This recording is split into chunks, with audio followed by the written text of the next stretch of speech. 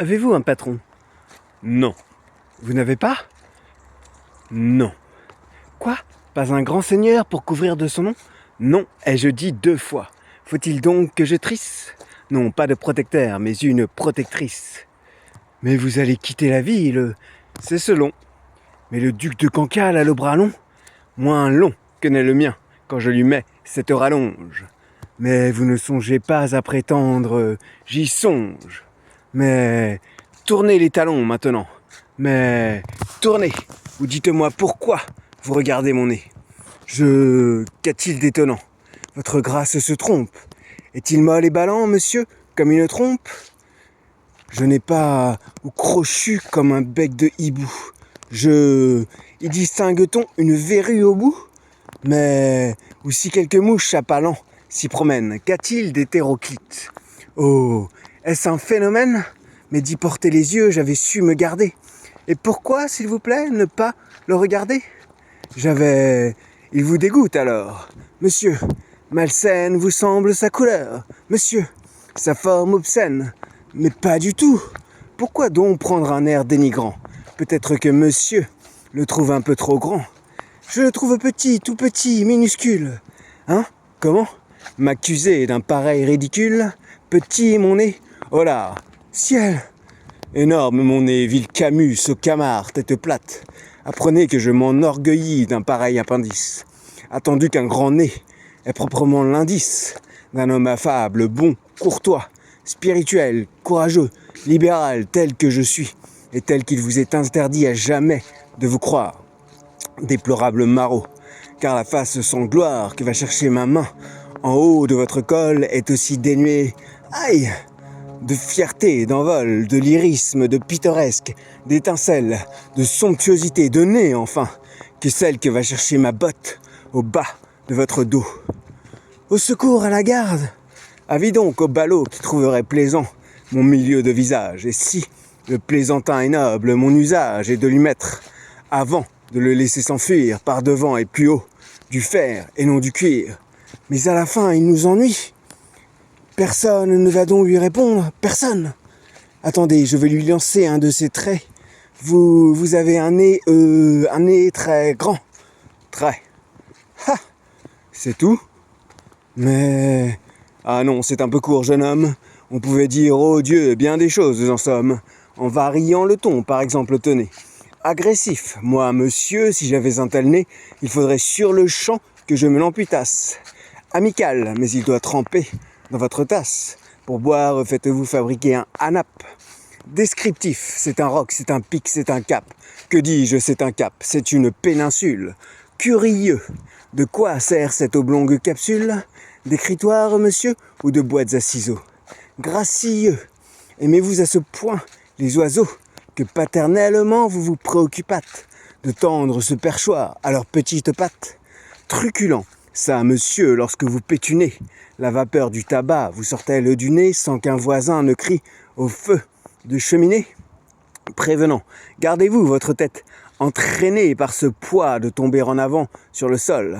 Tendre, faites-lui faire un petit parasol, de peur que sa couleur au soleil ne se fane. Pédant, l'animal seul, monsieur, qu'Aristophane appelle hippocampe éléphanto camélos, dut avoir sous le front tant de chair sur tant d'os. Cavalier, quoi l'ami se croque, est à la mode pour pendre son chapeau, c'est vraiment très commode. Emphatique, aucun vent ne peut né magistral t'enrhumer tout entier, excepté le Mistral. Dramatique, c'est la mer rouge quand il saigne. Admiratif, pour un parfumeur qu'elle enseigne. Lyrique, est-ce une conque, êtes-vous un triton? Naïf, ce monument, quand le visite-t-on? Respectueux, souffrez monsieur, qu'on vous salue. C'est là ce qui s'appelle avoir pignon sur rue. Campagnard, éhardé, c'est un nez? Non, non, c'est que navet géant, ou ben que melon nain. Militaire, pointé, contre cavalerie. Pratique, voulez-vous le mettre en loterie? Assurément, monsieur, ce sera le gros lot. Enfin, parodillant, pyrame en un sanglot, le voilà donc ce nez, qui des traits de son maître a détruit l'harmonie. Il en rougit, le traître. Voilà ce qu'à peu près, mon cher, vous m'auriez dit, si vous aviez un peu de lettres et d'esprit, mais d'esprit, oh, le plus lamentable des êtres, vous n'en eûtes jamais un atome, et de lettres, Vous n'avez que les trois qui forment le mot sot. Eussiez-vous eu d'ailleurs l'invention qu'il faut pour pouvoir là, devant ces nobles galeries, me servir toutes ces folles plaisanteries que vous n'en eussiez pas articulé le quart de la moitié du commencement d'une, car je me les sers moi-même avec assez de verve, mais je ne permets pas qu'un autre me les serve. Vicomte, laissez donc ces grands airs arrogants, un hobereau qui n'a même pas de gants et qui sort sans ruban, sans bouffette, sans ganse. Moi, c'est moralement que j'ai mes élégances.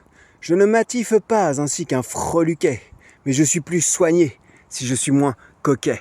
Je ne sortirai pas avec, par négligence, un affront pas très bien lavé, la conscience jaune encore de sommeil, dans le coin de son œil, un honneur chiffonné, des scrupules en deuil, mais je marche sans rien sur moi qui ne reluise, empanaché d'indépendance et de franchise. Ce n'est pas une taille avantageuse, c'est mon âme que je cambre, ainsi qu'en un corset, et tout couvert d'exploits qu'en ruban je m'attache, retroussant mon esprit, ainsi qu'une moustache, je fais en traversant les groupes et les ronds sonner les vérités comme des éperons.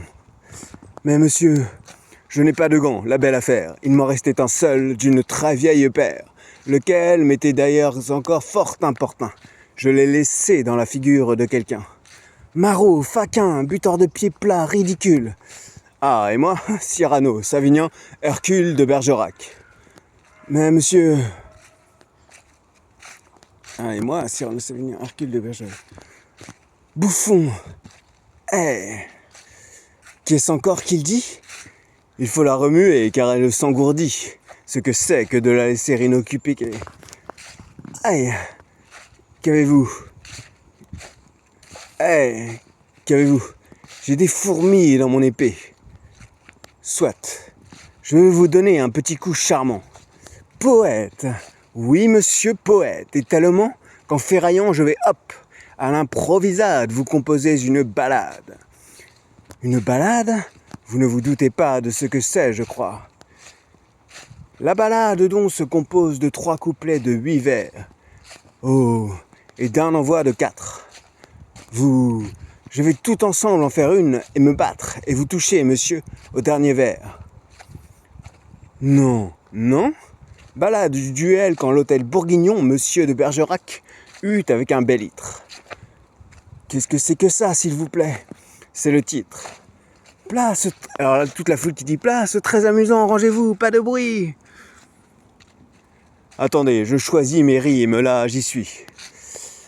Je jette avec grâce mon feutre, je fais lentement l'abandon du grand manteau qui me calfeutre, et je tire mon espadon, élégant comme Céladon, agile comme Scaramouche. Je vous préviens, cher Myrmidon, qu'à la fin de l'envoi, je touche. Vous auriez bien dû rester neutre. Où vais-je vous larder, dindon ? Dans le flanc, sous votre meutre, au cœur, sous votre bleu cordon, les coquilles teintes ding-dong, ma pointe voltige, une mouche. Décidément, c'est au bedon qu'à la fin de l'envoi, je touche. Vous auriez bien dû rester neutre. Où vais-je vous larder, dindon ?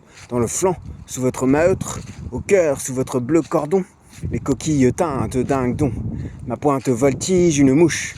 Décidément, c'est au bedon qu'à la fin de l'envoi, je touche. Prince demande à Dieu pardon.